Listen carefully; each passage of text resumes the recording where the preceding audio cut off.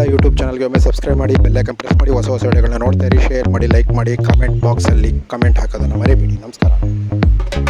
ಚಾಮರಾಜನಗರ ಜಿಲ್ಲೆ ಹನೂರು ತಾಲೂಕು ರಾಮಾಪುರ ಹೋಬಳಿ ಕುರುಬರದೊಡ್ಡಿ ಶಾಲೆಯಲ್ಲಿ ಕರ್ತವ್ಯ ನಿರ್ವಹಿಸುತ್ತಿರುವ ವೆಂಕಟನಾರಾಯಣ ಶಿಕ್ಷಕರಾದಂತಹ ಅವರ ವಿರುದ್ಧ ಮಹಿಳೆ ದಾಸನದೊಡ್ಡಿ ಭಾಗ್ಯ ಎಂಬುವರು ದೂರನ್ನು ದಾಖಲು ಮಾಡಿದ್ದಾರೆ. ತಮ್ಮ ಜೊತೆ ಅಸಭ್ಯ ವರ್ತನೆ ಮಾಡಿದ್ದಾರೆ. ತಮ್ಮ ಮಗನಿಗೆ ಆಹಾರ ಪದಾರ್ಥಗಳನ್ನು ಕೇಳಲು ಹೋದಾಗ ಶಾಲೆಯ ಕೋಣೆಯೊಂದರಲ್ಲಿ ತನ್ನ ಜೊತೆ ಅಸಭ್ಯವಾಗಿ ಮತ್ತು ಅಶ್ಲೀಲವಾಗಿ ವರ್ತಿಸಿರುವುದರ ವಿರುದ್ಧ ಅವರು ದೂರನ್ನು ದಾಖಲು ಮಾಡಿದ್ದಾರೆ. ಈ ಆರೋಪದಲ್ಲಿ ಆ ಅಮ್ಮ ಏನು ಹೇಳಿಕೆ ನೀಡ್ತಿದ್ದಾರೆ ನೋಡಿ.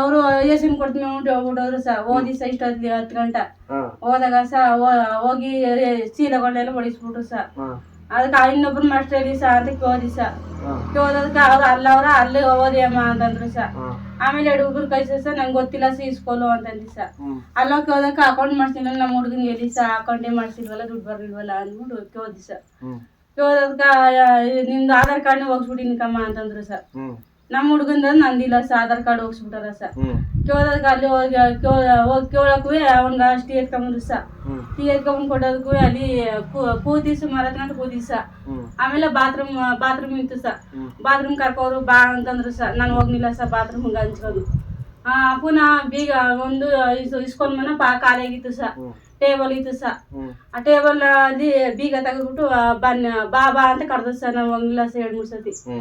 ಆಮೇಲೆ ಇನ್ನೊಂದ್ಸತಿ ಏನ್ ಮಾಡಿದ್ರೆ ಕೈ ಹಿಡ್ದು ಎಳ್ಕೊಂಡ್ರ ದರದಾಗ ಆಗ ಒಬ್ರು ನಿಲ್ಲ ಆಮೇಲೆ ಅವ್ ಹಳಕ್ ಹಾಕೋಗಿ ತಾಳಾಕ್ಬಿಟ್ರು ತಾಳಾಕ್ಬಿಟ್ಟು ಏನ್ ಮಾಡಿದ್ರು ಬಟ್ಟ ಎಲ್ಲ ಬಿಚ್ಬಿಟ್ರು ಬಿಚ್ಬಿಟ್ಟು ಮೇಲೆ ಅಗತ್ಕೊಬಿಟ್ರು ಕಿರ್ಚ್ಬಿಟ್ಟಿ ಕಿರ್ಚ್ಬಿಟ್ಟು ಆಗ ಎಲ್ಲ ಮುಸ್ಲಿಮ್ಸ್ ಎಲ್ಲ ಬಂದ್ ತುಂಬ್ಕೋದು ತುಂಬ್ಕೊಂಡ್ ಆಮೇಲೆ ಬಾಕಲು ತಗದ್ಬಿಟ್ಟು ಆಮೇಲೆ ಇಂಥ ಕೆಲಸ ಮಾಡ್ತಿದ್ದೀರ ಸರಿ ನೀನು ಹುಡ್ಗೀಗ ಗೊತ್ತಿದೆ ಏನಿಲ್ಲ ಅಂತ ಅಂದ್ಬಿಟ್ಟು ಬೋದ್ರು ಅಷ್ಟೇ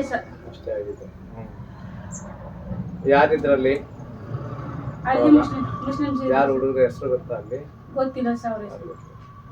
ಆ ಮೇಷ್ಟ್ರ ಹೆಸರು ಏನಂತ ನಿಮ್ಮ ಮೇಲೆ ಹತ್ಕೊಂಡಿದ್ರಲ್ಲ ಆ ಮೇಷ್ಟ್ರ ಹೆಸರು ಇಲ್ಲ ಅಲ್ಲಿ ಆ ಸ್ಕೂಲ್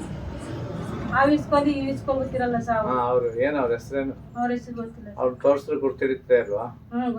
ಗುರ್ತಿಡಿತೀರಿ. 8ನೇ ತಾರೀಕು ಮಧ್ಯಾಹ್ನ ಈ ಪ್ರಕರಣ ನಡೆದಿದೆ ಎಂದು ಆರೋಪ ದೂರದಲ್ಲಿ ದಾಖಲಾಗಿದೆ. ಸಂಜೆ 11ನೇ ತಾರೀಕು ಸಂಜೆ 5:15ಕ್ಕೆ ಈ ಪ್ರಕರಣ ದಾಖಲಾಗಿದೆ. ಇಷ್ಟು ದಿನ ಅವ್ರಿಗೆ ಏನಾಗ್ತಿದೆ ಅನ್ನೋದ್ರ ಬಗ್ಗೆ ಚರ್ಚೆ ಸುದ್ದಿಯೊಂದಿಗೆ ತಮ್ಮನ್ನು ಮತ್ತೆ ಭೇಟಿ ಆಗ್ತಿರ್ತೀವಿ. ಅಲ್ಲಿವರೆಗೂ ಹವಳ ಯೂಟ್ಯೂಬ್ ಚಾನಲ್ನ ನೋಡ್ತಾ ಇರಿ, ಕಾಯ್ತಾ ಇರಿ, ಶೇರ್ ಮಾಡಿ, ಲೈಕ್ ಮಾಡಿ, ಕಮೆಂಟ್ ಬಾಕ್ಸಲ್ಲಿ ಕಮೆಂಟ್ ಹಾಕಿ.